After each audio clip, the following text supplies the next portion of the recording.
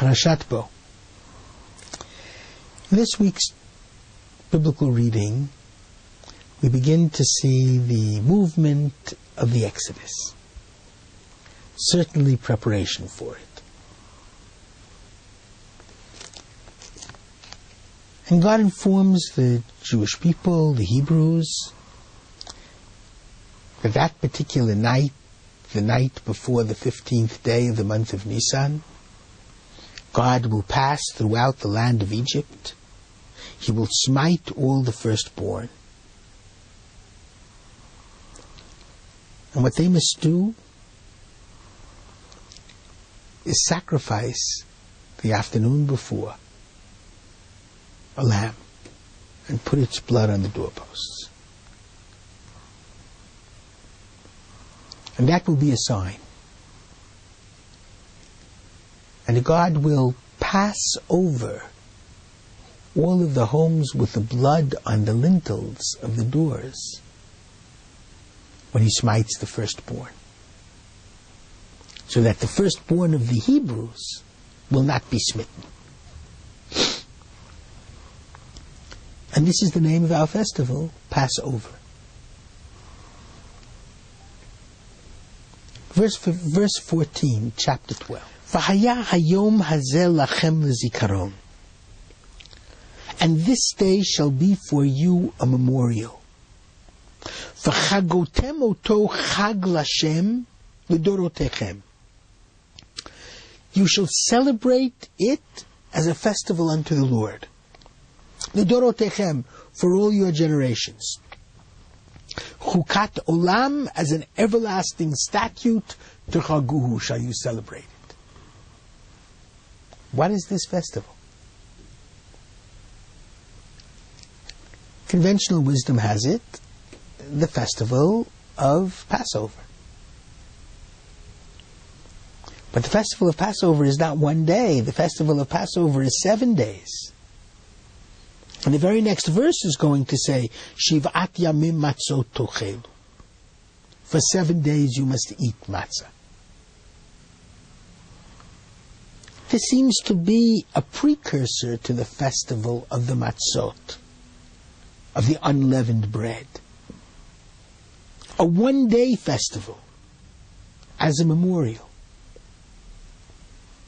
The festival of matzot begins the night of the 15th. This is the festival of the 14th. The festival of the Paschal Lamb, whose blood was placed on the doors, which was a reminder to God to pass over the Jewish homes, to save and ultimately redeem the Jews from Egypt. What's the meaning of that festival? And let me explain. I mentioned last week that God was in partnership with the Jewish people. The God of the book of Exodus is the God of history. The Jews could not be redeemed unless they were willing to sacrifice for their redemption. The lamb was one of the gods of Egypt, one of the very important gods of Egypt. According to most authorities, Pritchard, Ancient Near Eastern Texts, Bright, in his History of Ancient Israel, the lamb was the seat of the idols. The Jewish people must prove that they're anti-idols, that they believe in this invisible God who demands that every human being is created in his image and has a right to be free. The way to do this is by taking the idol of Egypt,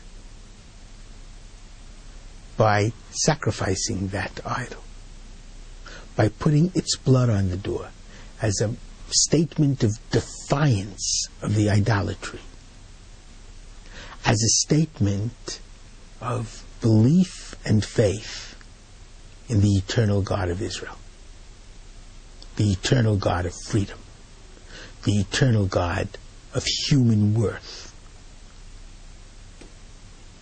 Only when we did this, only when we were ready to sacrifice, will God then do His. Smite the firstborn. Pharaoh will be frightened of this plague because he too is a firstborn, and will send the Jews out of Egypt. There are two separate festivals that are usually confused. Chag HaPesach, the festival of the Paschal Lamb, the 14th day of Nisan. Jewish law says we don't work on that day. I always bake matzot in that afternoon, with my prayer shul, with my kapata, and my festival garb. Sing Hallel. Bake matzot for the evening seder. That's the day. This day shall be for you as a remembrance, as a memorial. You shall celebrate it as a festival unto the Lord for generations. The day that we were ready to sacrifice for our freedom. And then the next 7 days, we celebrate the freedom. And that's Chag HaMatzot, not Chag HaPesach, the festival of the unleavened bread. The festival that most people call Passover. But it's really not the festival of the Paschal Lamb, the festival of the unleavened bread. We couldn't have that festival if it hadn't been predated by our willingness to sacrifice and the sacrifice of the Paschal Lamb. Shabbat Shalom.